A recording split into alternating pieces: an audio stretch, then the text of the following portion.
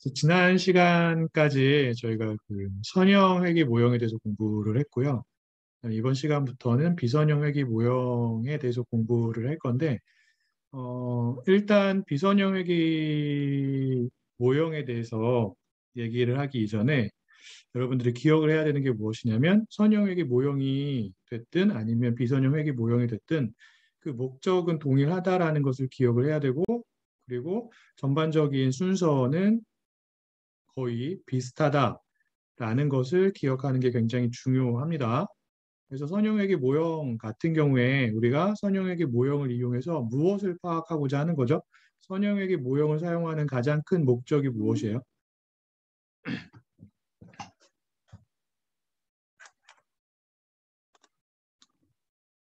그렇죠. 종속변수와 동력변수 간의 관계를 파악을 하는 거죠. 어디에 존재하는?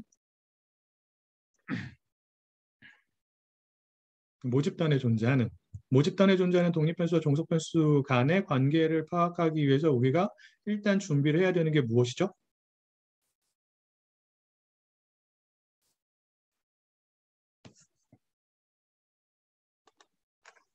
음?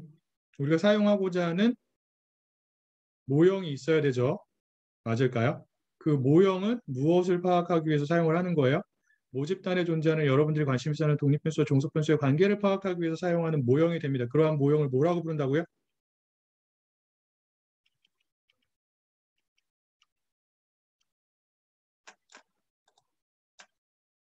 자, 여기서는 여러분들이 이 전반적인 순서를 기억하는 게 중요해요. 알겠죠? 그래서 선형회귀 모형 같은 경우에는 뭐 이런 식으로 우리가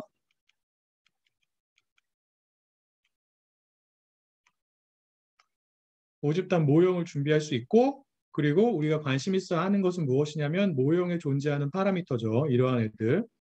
특히 독립변수 앞에 붙은 이러한 파라미터 B1이나 B2의 값이 어떻게 되는지를 알고자 하는 게 더 큰 목적이 된다라고 얘기를 했고요. 그리고 B1이나 B2의 값을 알기 위해서 혹은 그 특성을 파악하기 위해서 우리가 어떠한 방법을 쓴다라고 얘기했냐면 가설검정 방법을 쓴다라고 얘기를 했습니다. 맞죠? 그래서 가설검정을 하기 위해서 예, 추정식을 사용을 하는데 퀄리티가 좋은 편향이 없는 추정식이 선형회귀 모형 같은 경우에는 어떠한 추정식이 된다고요?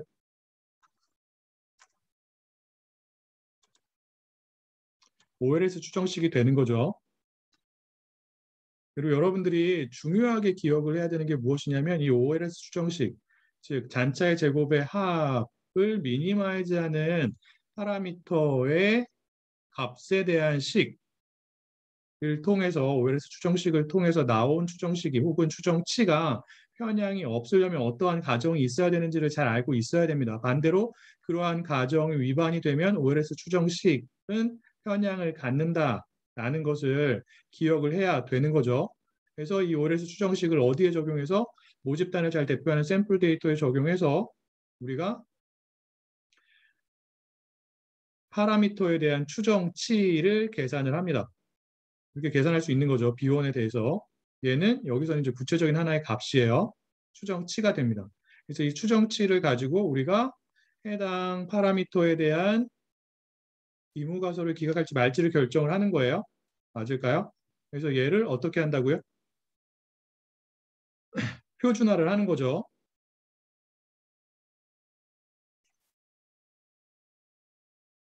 이렇게 됩니다. 그리고 얘가 정확하게 T 분포를 따르려면 샘플 사이즈가 작은 경우에도 어떠한 가정이 추가적으로 더 필요하다고요? 이 모집단에 존재하는 에러텀의 분포가 어떻게 된다?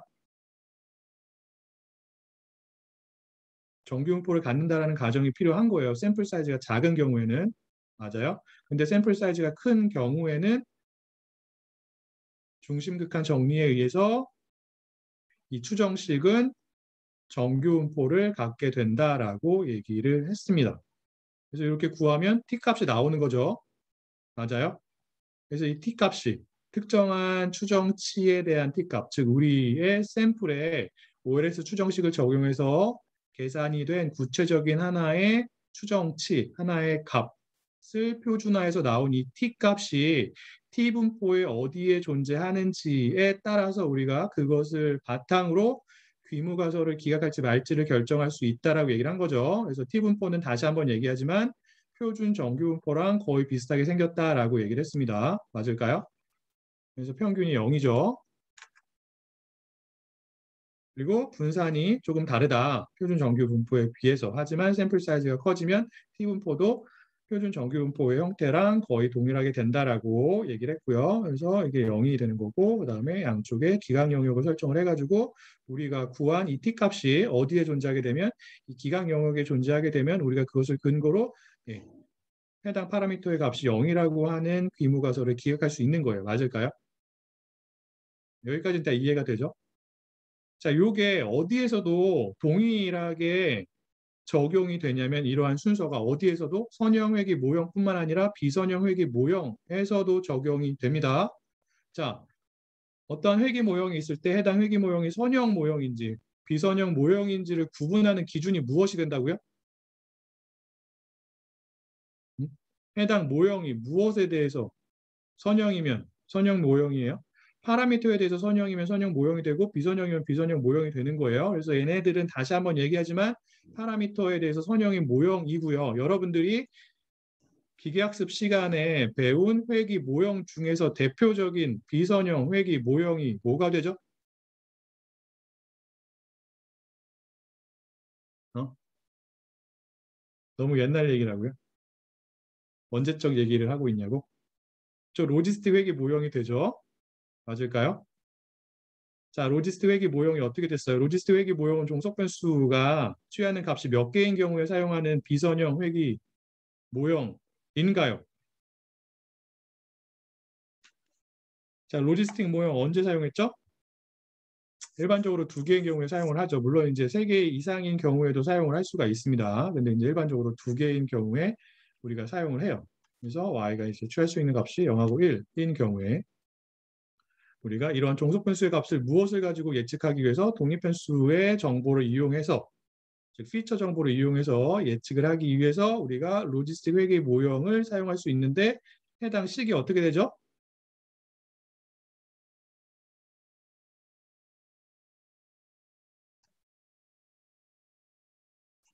이렇게 되죠. 그래서 G는 어떻게 돼요?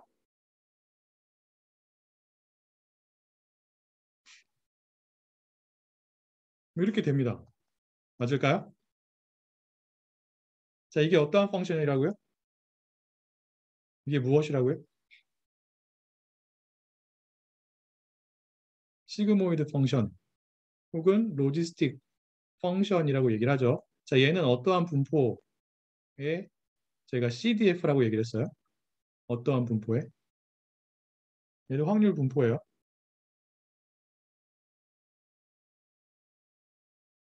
표준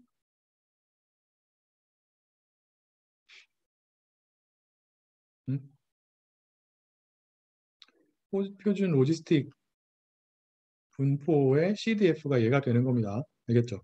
어쨌든 그거는 중요하지 않고 그래서 얘가 0하고 1 사이의 값을 갖는 거죠. 왜? 무엇이기 때문에? CDF이기 때문에 그렇습니다. 자, 얘는 비선형 모형이에요. 자, 여기서 파라미터는 뭐예요? 이 모형에서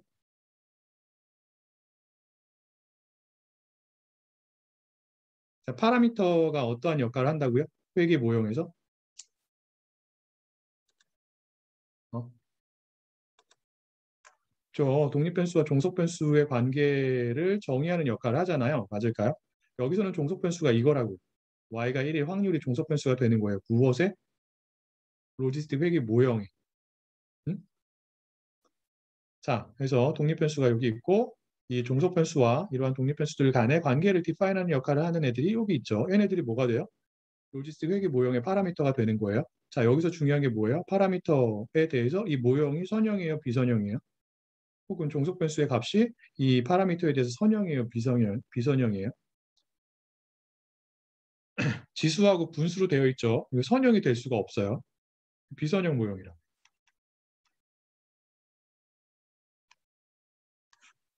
자, 역시나 마찬가지로 여러분들이 선형 모형을 사용을 하던 비선형 모형을 사용을 하던 이러한 회귀 모형을 가지고 알고자 하는 게 뭐예요? 회귀 모형을 사용하는 가장 궁극적인 목적이 무엇이라고요? 무엇과 무엇의 관계를 파악하기 위해서?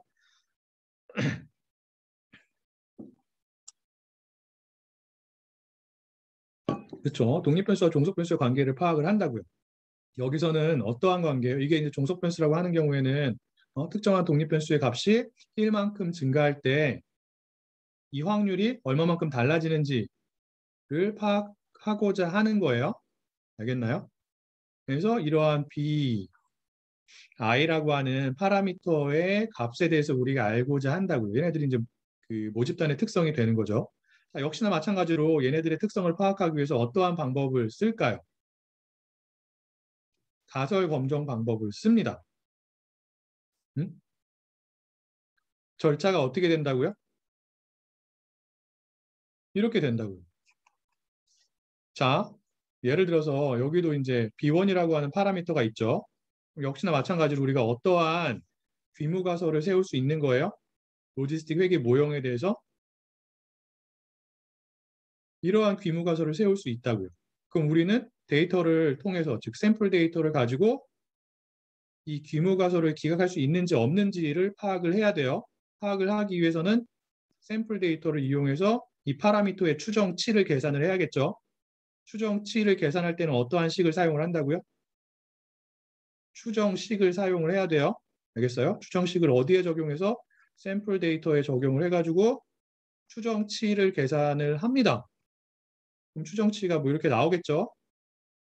그럼 얘를 역시나 마찬가지로 표준화를 해요.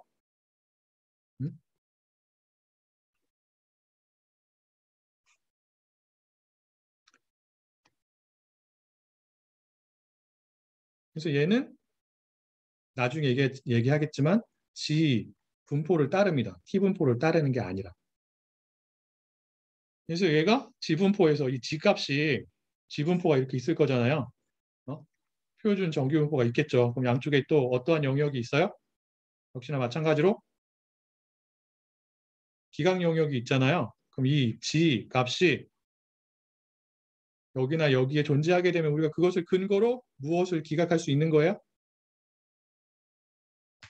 이거를 기각할 수 있는 거죠.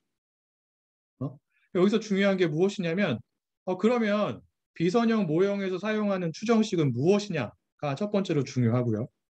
두 번째는 무엇이냐면 그러면 우리가 이제 파라미터의 값을 추정을 해서 추정치가 나왔는데 그 추정치가 의미하는 게 무엇이냐?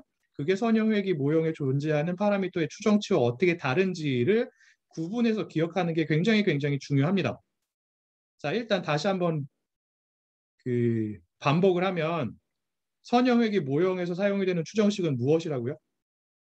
OLS죠. 그리고 선형회귀 모형에 존재하는 파라미터의 값이 의미하는 게 무엇이에요? 기울기죠.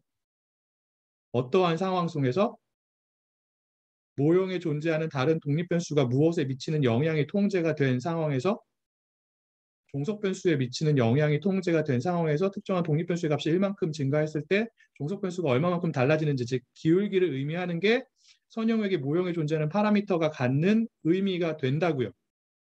자, 그러면 먼저 비선형 모형에서 파라미터의 값을 추정하기 위해서 사용이 되는 추정식은 무엇일까요? OLS일까요? 아닐까요? 자, 우리는 어떠한 추정식을 사용을 해야 돼요? 편향이 있는 없는, 퀄리티가 좋은, 성능이 제일 좋은 추정식을 사용을 해야 되죠. 비선형 모형에 대해서 편향이 없는 성능이 제일 좋다고 알려진 추정식이 MLE예요. 있으면 사실 여기 이제 E가 에스티메이터가 됩니다. 추정식이라는 의미를 갖는데 maximum likelihood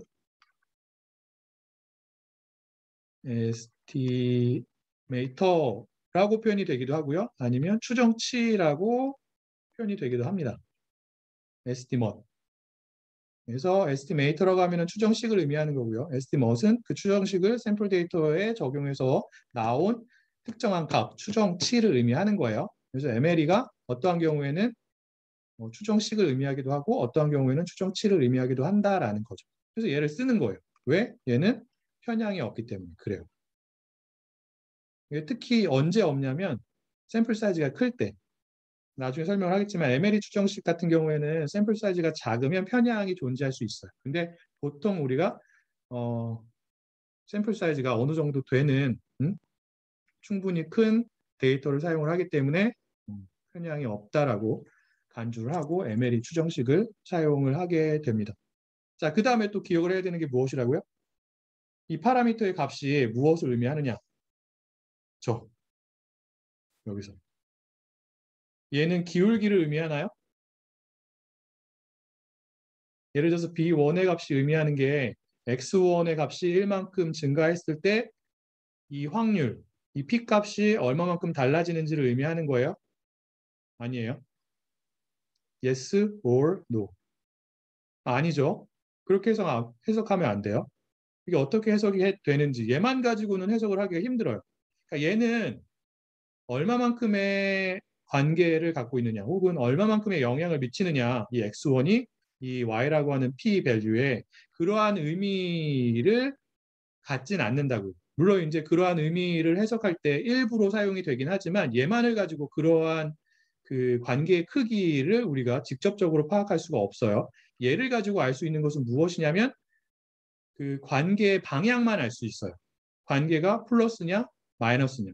그래서 이 파라미터의 값이 플러스면 양수면 x1과 이 확률과 어떠한 관계를 갖는 거예요? 포지티브한 관계를 갖는 거예요? 네거티브한 관계를 갖는 거예요? 관계의 방향만 우리가 얘의 부호를 가지고 알 수가 있는 거예요. 나중에 다시 한번 설명을 하겠지만 그래서 얘는 기울기를 의미하지 않는다. 그래서 그것을 여러분들이 선형액의 모형에 존재하는 파라미터가 의미하는 것과 구분해서 기억을 하고 있어야 된다라는 거죠. 그래서 얘가 0보다 크면 x1이 증가하면 이 확률도 증가한다는 뜻이에요. 그리고 x1이 감소하면 이 확률도 감소한다는 뜻이고 반대로 b1이 음수가 되면 무엇을 의미하는 거예요? x1이 증가하면 이 확률이 감소한다라는 것을 의미하는 거죠. 그래서 예를 들어서 우리가 종속 변수로 폐암 여부라고 하는 종속 변수를 다뤄요. 그래서 0, 1로 값을 설정을 하고 0인 경우에는 폐암에 걸리지 않았다. 그리고 1인 경우에는 폐암에 걸렸다. 이렇게 해석할 수 있겠죠. 그 다음에 독립변수로 흡연 여부라고 하는 명목 변수를 독립변수로 사용하는 경우 얘를 x1이라고 할게요. 얘가 0, 1이라고 하는 두 개의 값 중에 하나를 취할 수 있는 거죠. 근데 요 두 변수의 관계를 파악하기 위해서 우리가 로지스틱 회계 모형을 사용을 했더니 x1에 대한 파라미터의 추정치가 0.5가 나왔어요. 즉 b1에 대한 추정치가. 그럼 이것을 가지고 우리가 알 수 있는 것, 얘기할 수 있는 것은 무엇이라고요? 확실하게? 흡연을 하면 어떠한 확률이 증가하는 거예요?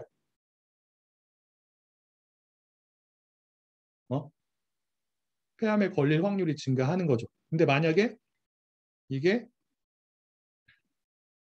마이너스 1이 나왔어요. 그럼 얘는 무엇을 의미하는 거예요? 흡연을 하면 어떠한 확률이 감소하는 거예요? 폐암에 걸릴 확률이 감소하는 거죠. 얘가 나오겠죠. 보통 일반적으로. 이렇게 해석을 한다고요. 일단.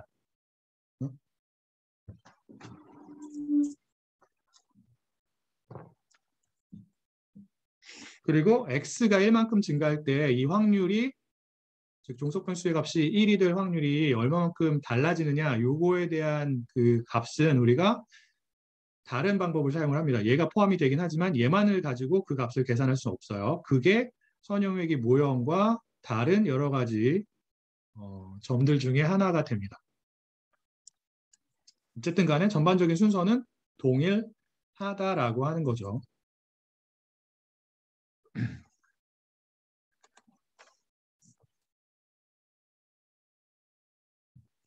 자, 그리고 선형회계 모형에서 우리가 준비한 모형이 갖는 설명력이 얼마가 되는지를 우리가 가설 검정을 통해 가지고 파악할 수가 있었잖아요. 그때 사용하는 검정 방법. 무엇이었죠? 어떠한 테스트? 여기 나와 있죠. F테스트가 됐었습니다. 그래서 F테스트에 대해서도 여러분들이 기억을 하고 있어야 돼요.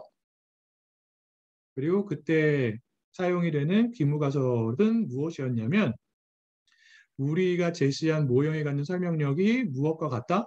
상수항만 포함이 되어 있는 모형의 설명력과 같다라는 것이 귀무가설이 됐었습니다. 그러한 귀무가설을 기각할지 말지를 결정하기 위해서 우리가 F테스트라고 하는 특정한 가설 검정 방법을 사용하게 된다라는 거죠. 비선형 모형에 대해서도 역시나 마찬가지로 우리의 모형의 설명력이 어떻게 되는지를 우리가 파악할 수 있어야 돼요. 그때 이제 F테스트를 사용하는 게 아닙니다. 그때는 다른 방법을 사용을 하죠. 자, 선형 모형의 한계에 대해서 알아볼게요. 선형 모형 같은 경우에는 종속 변수가 어떠한 변수일 때 사용하기에 상대적으로 적합할까요? 선형 회귀 모형. 종속 변수가 어떠한 변수인 경우에 상대적으로 선형 회귀 모형을 적용해서 독립 변수와 종속 변수의 관계를 파악하는 게 적합할까요? 그쵸? 연속 변수인 경우에 그리고 해당 연속 변수가 어떠한 분포를 가지면 더 바람직한 거죠? 반드시 그래야 되는 건 아니지만 이왕이면 정규 분포를 가지면 더 좋습니다. 왜 그래요? 이 종속 변수의 분포랑 어떠한 분포랑 동일하냐면 population 모형에 있는 에러 텀의 분포랑 동일하게 됩니다. 종속 변수가 정규 분포를 갖는다라고 하는 것은 무엇이 정규 분포를 가질 확률이 그만큼 높은 거예요? 에러항이 정규 분포를 가질 확률이 그만큼 높은 거라고. 즉 우리가 가설 검정을 위해서 사용을 하는 에러항이 정규 분포를 가져야 한다라고 하는 가정이 만족할 확률이 그만큼 높아진다는 뜻이에요. 그렇기 때문에 이왕이면은 종속 변수가 정규 분포를 따르는 데이터에 대해서 여러분들이 선형 회귀 모형을 적용하는 게 더 바람직하긴 합니다. 뭐 항상 그런 건 아니에요. 반드시 그래야 되는 것도 아니고. 자, 그 얘기는 무엇이냐면 그렇지 못한 종속 변수, 특히 특정한 범위에 있는 값들을 취하는 종속 변수나 특정한 값들만 취하는 종속 변수에 대해서는 선형 회귀 모형을 적용하는 게 바람직하지 않다라는 뜻이에요. 특정한 범위에 존재하는 값들만을 취하거나 아니면 특정한 값들만을 취하는 이러한 종속 변수를 우리가 보통은 제한적인 종속 변수라고 합니다. 제한적인 종속 변수에는 몇 가지 대표적인 예가 있는데 여러분들이 일반적으로 알고 있는 대표적인 예가 여기 나와 있죠. 일단 첫 번째로 명목 변수예요. 그래서 대표적인 게 바이너리 변수죠. 0하고 1 아니면 특정한 두 개의 값만을 취하는 종속 변수가 대표적인 제한적인 종속 변수의 예가 되는 거고요. 자, 서열 변수. 얘는 오디날 변수라고 하죠. 자, 서열 변수의 대표적인 예는 무엇일까요? 값들 간에 서열이 있어야 돼요. 랭크가 있어야 된다고. 대표적인 게 무엇일까요?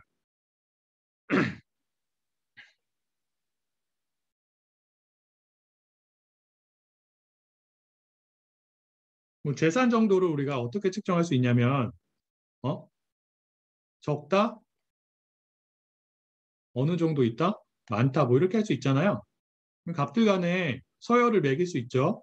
이러한 변수가 어떠한 변수라고요? 오디날 변수고요. 또 다른 대표적인 오디날 변수가 무엇이냐면 리커트 척도 있죠. 그래서 만약에 1부터 5까지의 보기가 존재하는데 1이 뭐 전혀 그렇지 않다. 5가 매우 그렇다. 이런 거 있잖아요. 값들 사이에 서열, 랭크를 매길 수가 있기 때문에 이러한 그 값을 취하는 변수가 서열 변수가 됩니다. 서열 변수도 특정한 값들만을 취하기 때문에 제한적인 종속 변수의 또 다른 예가 되는 거고요. 그 다음에 fractional value, 보통 0하고 1 사이의 값을 취하는 종속 변수가 이러한 value를 취하는 종속 변수가 되는 거죠. 어떠한 예가 있을까요? 퍼센테이지 정보가 되는 거죠. 전체 인구 중에서 담배를 피는 사람들의 비중 이런 거 있잖아요. 예를 들어서 뭐 60% 더 맞나? 30%가 담배를 핀다라고 하는 경우에는 이 값은 0.3이죠. 0하고 1 사이에 존재하는 값을 취하기 때문에 얘도 이제 fractional value를 취하는 종속 변수가 되는 거고, 종속 변수, 이러한 종속 변수도 제한적인 종속 변수의 또 다른 예가 되는 겁니다. 그다음에 또 대표적인 예가 무엇이냐면 요거죠. frequency of event. 특정한 이벤트가 특정한 기간 동안에 타임 피리어드 안에서 몇 번이나 발생을 하는지. 예를 들면은 하루에 발생한 교통 사고 건수, 아니면 하루에 특정한 매장을 방문하는 고객의 수, 뭐 이런 거 있죠. 이런 게 이러한 값의 예가 되는 겁니다. 그리고 그러한 값을 취하는 종속 변수도 제한적인 종속 변수의 또 다른 예가 되는 거예요. 알겠나요? 그래서 그러한 종속 변수를 여러분들이 다룰 때는 선형에게 모형을 사용하는 게 적합하다고요? 그렇지 않다고요?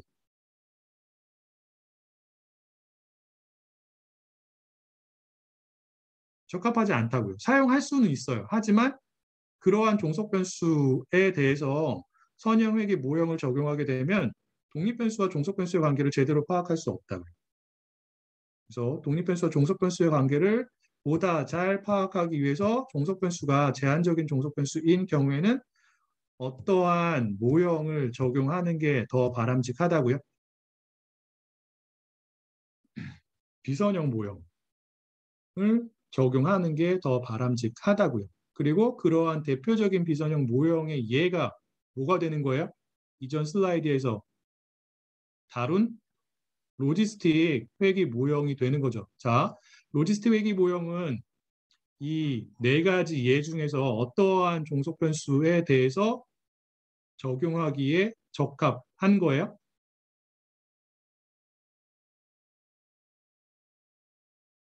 여기죠. 어?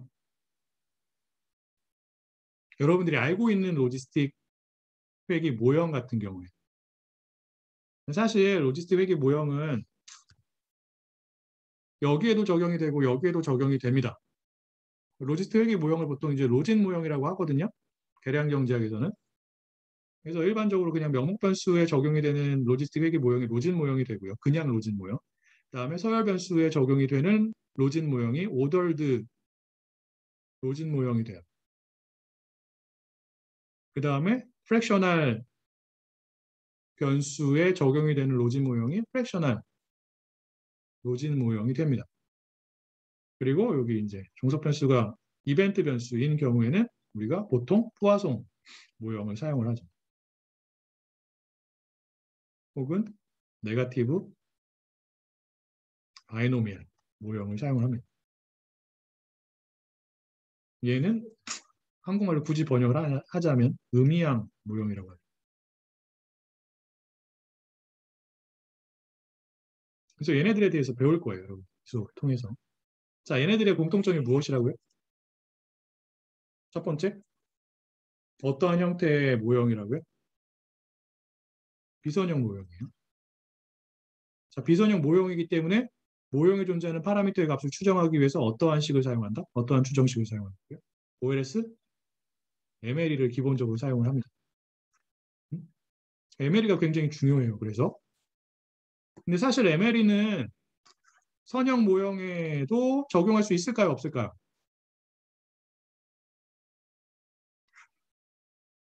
적용할 수 있죠. 똑같은 결과가 나와요. 어떠한 경우에? OLS 가정이 만족하는 경우에, 그리고 MLE 가정이 만족하는 경우에 똑같은 결과가 나오지만 우리가 선형 모형에 대해서는 일반적으로 보통 OLS 추정식을 더 많이 사용을 합니다.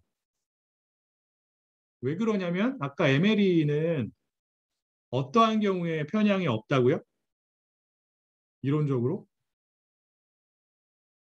샘플 사이즈가 클 때예요. 근데 OLS는 어떠한 가정만 만족을 하면 두 가지 가정 있죠. 어? 그 가정만 만족을 하면 샘플 사이즈가 작아도 얘는 편향이 있어요, 없어요? OLS는 없어요. 그리고 편향을 없애기 위해서 어떠한 작업들을 하면 되는지가 훨씬 더 명확해요. 그래서 계량 경제학 혹은 통계학 기반의 분석 방법에서는 선형회계 모형에 대해서는 보통 OLS 추정식을 더 많이 사용을 합니다. 하지만 반대로 OLS 추정식은 비선형 모형에 사용하지 않아요. 대표적인 이유가 일단 그 비선형 모형에서 사용을 하는 목적 함수가 컨벡스 형태가 아니에요. 아래로 볼록하지 않다고. 그래서 계산이 어렵고 그리고 굉장히 빈번하게 바이어스가 발생할 수 있습니다. 이러한 여러 가지 이유 때문에 OLS 추정식은 비선형 모형에 잘 사용하지 않아요. 사용할 수도 있죠, 물론. 하지만 어떤 게 더 적합하다고요? 어떠한 추정식이 비선형 모형에 대해서는 MLE가 더 적합하다고요. 자, 여러분들 MLE 기억나요? 우리가 특정한 추정치를 어떻게 계산하는 방법이 MLE가 되는 거죠?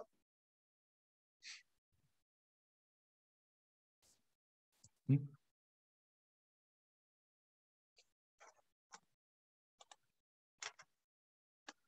자, 우리가 이거 다 공부했죠? 그쵸? 자, MLE는 뭐의 약자라고요? Maximum Likelihood, ST 무엇이라고 합시다. 자, 어떠한 추정치예요? 무엇을 maximize 하는 추정치예요? likelihood라고 하는 이 값을 maximize 하는 추정치가 MLE가 됩니다. 자, 그럼 여러분들이 중요하게 기억을 해야 되는 게 무엇이죠? likelihood가 무엇입니까? 얘 뭐예요?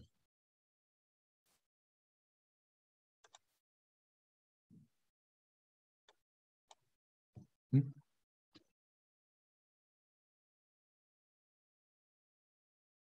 얘는 데피니션을 보자면 probability of the observed 데이터예요. 우리가 갖고 있는 데이터 있죠. 특정한 변수에 대해서. 보통 종속 변수에 대한 데이터가 됩니다. 어? 우리가 손에 갖고 있는 데이터 있잖아요. 샘플 데이터라고 얘기를 하죠. 통계에서는 보통. 혹은 관측된 데이터라고 얘기를 합니다. 다르게 표현하자면 그 데이터의 확률이라고. 그게 무엇이라고요? likelihood가 된다. 걔를 maximize하는 값이 혹은 maximize하는 값을 찾을 때 사용하는 식이 뭐가 되는 거예요? MLE 추정치가 되는 거고 maximize하는 값이 MLE 추정치가 됩니다. 자, 그러면 여기서 중요하게 여러분들이 할 수 있어야 되는 게 무엇이냐면 특정한 데이터, 여러분들이 갖고 있는 데이터 있죠. 특정한 변수에 대해서. 다시 말하지만 보통 우리는 종속 변수에 대한 데이터의 likelihood를 사용을 합니다. 그 likelihood를 어떻게 계산을 하는지를 아는 것이 굉장히 중요하겠죠. 자, likelihood는 어떻게 표현이 될까요? 어떠한 펑션을 가지고 표현이 됩니다. 어떠한 변수에 대해서 혹은 변수들에 대해서.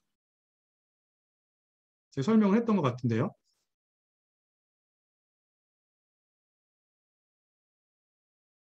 자, likelihood는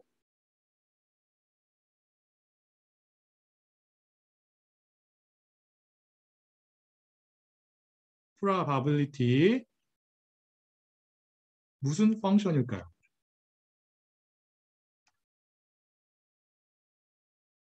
그렇죠. density 펑션이죠. 어? 변수가 뭘 갖고 있어요? 확률 분포를 갖고 있죠. 그 확률 분포는 무엇에 의해서 결정이 돼요? 혹은 확률 분포는 어떠한 펑션에 의해서 표현이 되는 거예요? density 펑션에 의해서 표현이 되는 거죠. 맞을까요? 물론 이제 이산 변수 같은 경우에는 매스 펑션이라고 합니다. 근데 여기서는 매스 펑션이랑 density 펑션이랑 구분하지 않고 그냥 density 펑션이라고 얘기를 할 거예요. 그렇게 해도 이론적으로는 크게 틀리지 않습니다.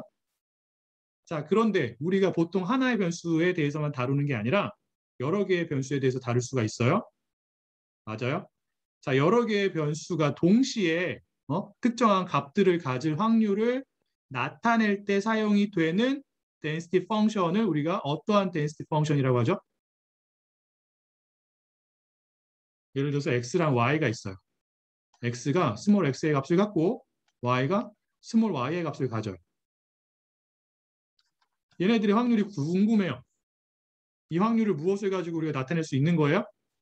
그렇죠. joint probability density 펑션을 가지고 계산할 수 있잖아요. 나타낼 수 있잖아요. 자, 이게 무엇을 나타내는 거예요? x라는 변수하고 y라는 변수에 대해서 구체적인 값이 존재하죠. 맞아요? 그게 어떠한 데이터라는 것을 의미하는 거예요. 여기에서 얘기하는 observed 데이터라는 것을 의미하는 거예요. 구체적인 값이 있다라는 것은 특정한 변수에 대해서. 맞을까요? 이게 뭐예요? x랑 y에 대해서 우리가 갖고 있는 데이터의 확률이라고. 얘가. 맞을까요? 얘가 무엇을 통해서 나타난다고요? 어떠한 펑션을 통해서? 조인트 PDF를 통해서 표현이 된다고요. 자, 얘가 그리고 뭐예요? 여기 나와 있는 얘가 뭐예요? 데이터의 확률이 뭐라고요? 우리가 갖고 있는 데이터의 확률이 likelihood가 된다고. 그 얘기는 뭐예요? 우리가 갖고 있는 데이터에 대한 joint probability density 펑션이 무엇을 나타내는 거예요? likelihood를 나타내는 거죠. 음?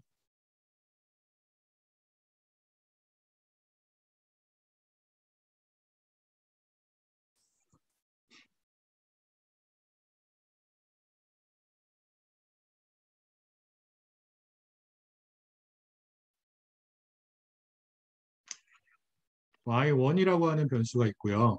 그리고 y2라고 하는 변수가 있다라고 가정을 하겠습니다. 그래서 y1이 스몰 y1이라고 하는 구체적인 값을 갖고 그 다음에 y2가 스몰 y2라고 하는 구체적인 값을 가질 확률 동시에 이렇게 표현이 되는 거죠. 맞을까요? 그리고 얘네들을 density 펑션을 가지고 표현하게 되면 자 y1이 갖는 확률 분포의 density 펑션을 small f1이라고 표현을 하도록 하겠습니다. 그리고 y2라고 하는 변수가 갖는 density 펑션을 small f2라고 표현을 할게요.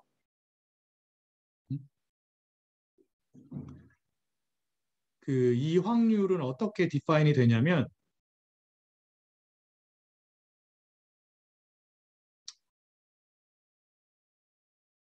이렇게만 하면 안 되고 사실 얘네들에 대한 조인트 덴시티 펑션이 이렇게 있어야겠죠. 맞을까요? 얘를 가지고 우리가 표현할 수 있다고 이런 식으로. 자, 그런데 MLE에서는 어떠한 가정을 하냐면 변수들 간의 관계가 어떻다라고 하는 가정을 할까요? 계산을 쉽게 하기 위해서. 독립이라는 가정을 합니다. 맞을까요? 그럼 얘네들이 어떻게 표현이 돼요? 응?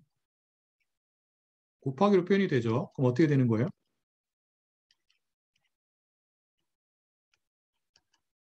이렇게 돼요. 근데 y1이라고 하는 변수가 f1이라고 하는 덴시티 펑션을 갖고 y2라고 하는 변수가 f2라고 하는 덴시티 펑션을 가지면 얘네들은 이렇게 곱해질 수 있다. 음? 정확하게 쓰면 이렇게 되겠죠. 정확하게 쓰면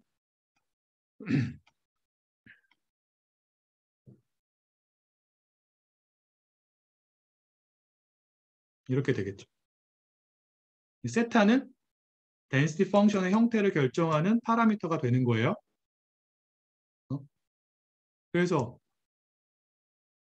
정규분포에 대한 density 펑션 같은 경우에는 파라미터가 뭐랑 뭐가 있는 거예요? 이게 하나의 정규분포라고 생각할 수 있는 거죠. 정규분포에 대한 PDF는 어떠한 파라미터와 어떠한 파라미터를 갖나요? 저 뮤하고 시그마 혹은 시그마 제곱을 파라미터로 갖습니다. 그래서 세타는 정확하게 말하면 얘는 벡터가 되어야 하는 거예요. 정규분포 같은 경우에는 이렇게 표현이 돼요.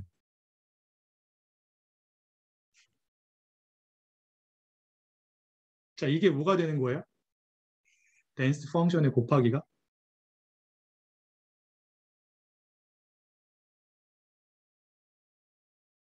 조인트 PDF가 되는 거죠. 그리고 조인트 PDF가 뭐로 디파인이 된다고요? 뭐의 정의로 사용이 된다고요? likelihood라고.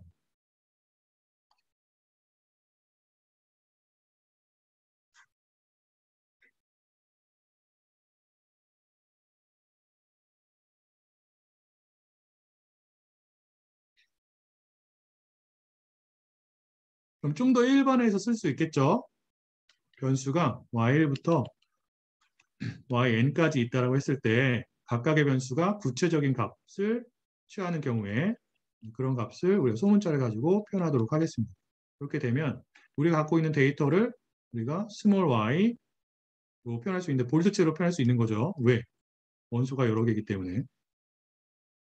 얘의 likelihood는 어떻게 계산이 되는 거예요?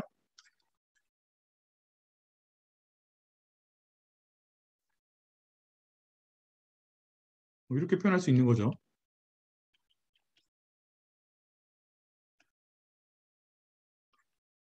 근데 이 변수들이 어떠한 관계를 갖는다고 가정을 한다고요, ML에서? 독립이라는 가정을 한다고. 그래서 얘네들을 PDF를 가지고 표현하게 되면 어떻게 되냐면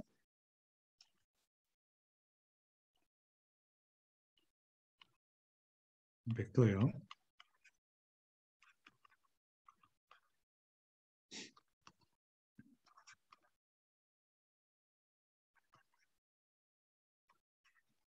이렇게 되죠. 그리고 얘를 식으로 쓰면 이렇게 쓸 수 있죠.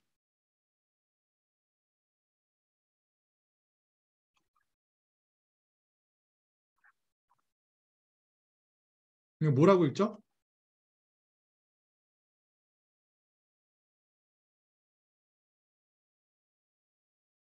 뭐라고 읽어요? 파이라고 읽죠. 이게 무슨 뜻이에요? i가 1부터 n까지 요 댄스 펑션을 다 곱했다는 뜻이에요. 이게 뭐라고요? likelihood가 된다고. 그래서 자, likelihood는 뭐에 대한 펑션이에요? 지금 보면 이 값들은 다 알고 있죠. 우리가 관측한 데이터이기 때문에 각각의 변수들이 어떠한 구체적인 값을 갖는지, 즉 스몰 y의 값들은 다 알고 있다고요. 뭐만 몰라요? 뭐만 몰라요? 파라미터만 몰라요. 세타는 파라미터의 벡터라고요.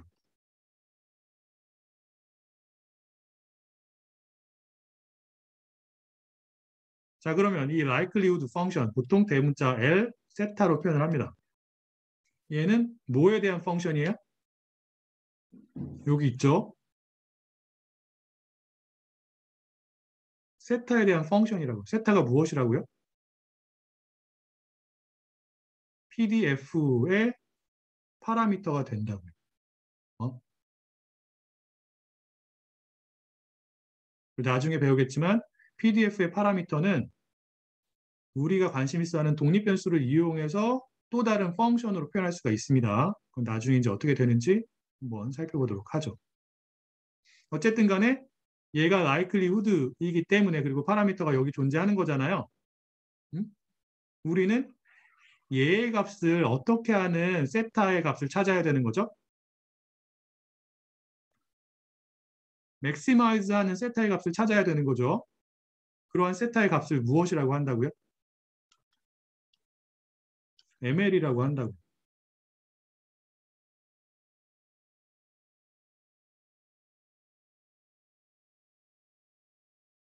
자, 그런데 지금 여기 F1이라고 표현했고 우리가 F2라고 표현했잖아요. F1은 뭐에 대한 PDF라고요? 어떠한 변수에 대한? Y1이고요. 얘는 뭐예요? Y2죠. 자, 여기 아래 첨자를 붙여서 구분을 해 놓는 이유는 무엇이냐면 이 Y1이나 Y2, YI라고 표현합시다.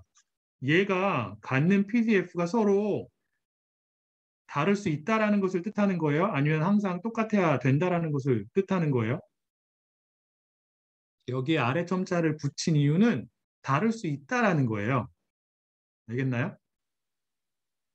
자, 그런데 보통 MLE에서는 추가적으로 각각의 변수가 독립이라고 하는 가정 이외에 어떠한 가정을 더 사용을 하냐면 여러분들 이 표현 들어봤어요? IID? 이 중에 하나가 independently예요. 나머지 하나의 I는 무엇을 의미할까요? 그쵸, identical이죠. 그리고 D는 distributed를 의미합니다. 자, 얘네들이 IID로 분포가 되어 있다라고 하는 게 무엇이에요? 서로 독립이고 그리고 무엇이 동일하다? 무엇이 동일하다는 뜻이에요? PDF가 동일하다는 뜻이에요. 얘네들이 갖는 PDF의 형태가 동일하다는 뜻입니다. 알겠나요? 즉 Y1도 F라고 하는 PDF를 갖고요. Y2도 F라고 하는 PDF를 갖고 PDF를 갖는다고. 그러면 어떻게 우리가 앞에 있는 likelihood 펑션을 쓸 수가 있냐면 이렇게 쓸 수 있죠. 아래 점자 없이 이렇게 쓸 수 있다. 아래 점자가 없다는 게 무슨 뜻이라고요? 변수들이 갖는 PDF가 어떻다? 아이덴티컬 하다고요.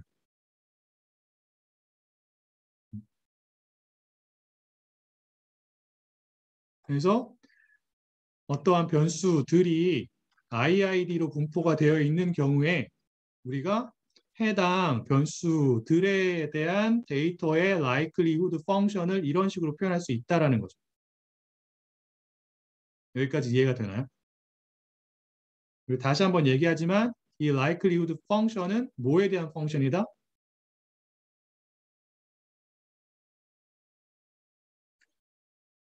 파라미터에 대한 펑션이다. 자, 만약에 여기에 세타가 벡터죠. 이렇게만 되어 있어요. 하나밖에 없어요. 뮤 하나밖에 없어요. 그럼 이렇게 쓸 수 있잖아요. 맞을까요? 그러면은 이렇게 표현이 되겠죠. 이게 뭐예요?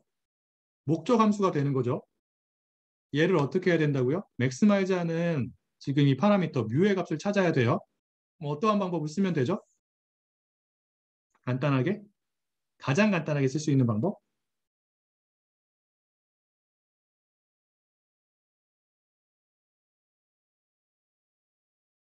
얘가 이렇게 생겼다라고 가정을 하면 음? 어떠한 방법을 쓰면 돼요? 노멀리케이션 방법을 쓰면 되죠. 1차 도함수의 값이 0인 방정식을 풀면 되잖아요. 똑같다고요. 물론 이제 실제 분석에서는 노멀리케이션 방법을 거의 안 써요. 왜? 이렇게 안 생겼기 때문에 다른 방법을 씁니다. 경사광폭과 비슷한 방법들을 써요.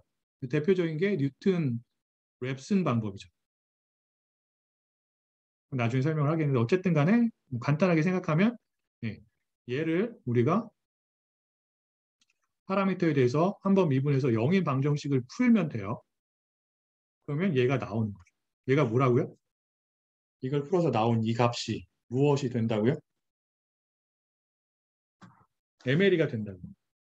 자, 그리고 여러분들이 기억이 날지 모르겠지만 로지스틱 펑션에서는 얘를 그냥 목적 함수로 쓰지 않죠.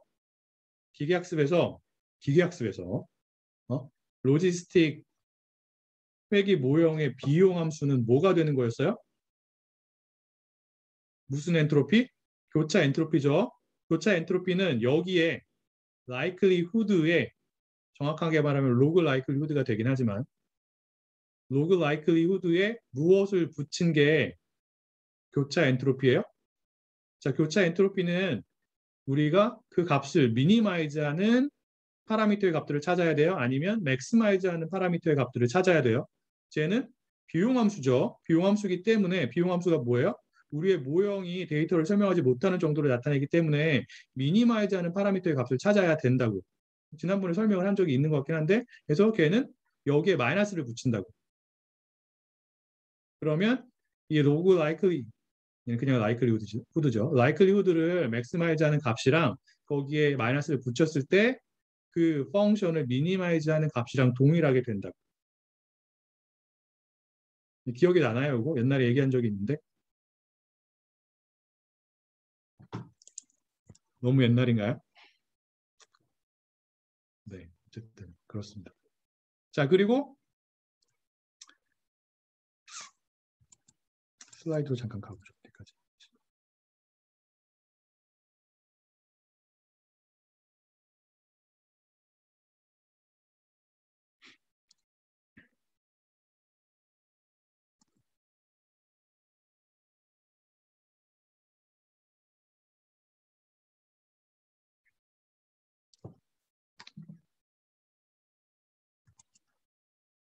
그리고 원래는 이렇게 라이클리후드가 이렇게 되는데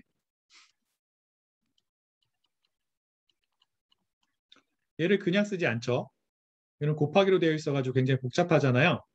그래서 미분을 좀 더 간단하게 하기 위해서 여기에 뭐를 붙인다고요? 얘가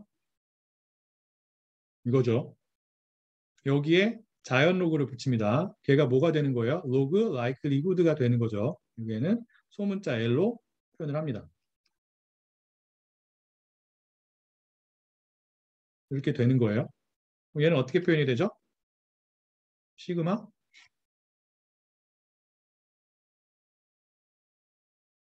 이렇게 표현이 되죠. 여기에 로그를 붙인 것 같아요. 로그가 붙어야 되죠. 맞을까요? 자, 얘를 맥시마이즈하는 파라미터의 값이랑 얘를 맥시마이즈하는 파라미터의 값이 같아요, 달라요? 같죠. 왜 그래요? 로그 펑션이 어떠한 펑션이기 때문에 그래요? 단순 증가 함수이기 때문에 그렇습니다. 그래서 우리가 보통은 MLE를 얘기할 때는 이 원래 likelihood 펑션을 그대로 쓰는 게 아니라 어떠한 펑션을 사용을 한다고요. 대신 일반적으로 많이 log likelihood 펑션을 사용을 합니다. 그래서 얘를 더 많이 사용을 할 거예요. 알겠나요? 그리고 MLE 같은 경우에는 우리가 나중에 공부를 하게 되는 베이지안 인퍼런스 하고 관련이 굉장히 높기 때문에 여러분들이 잘 이해하고 있는 게 굉장히 중요합니다. 알겠죠?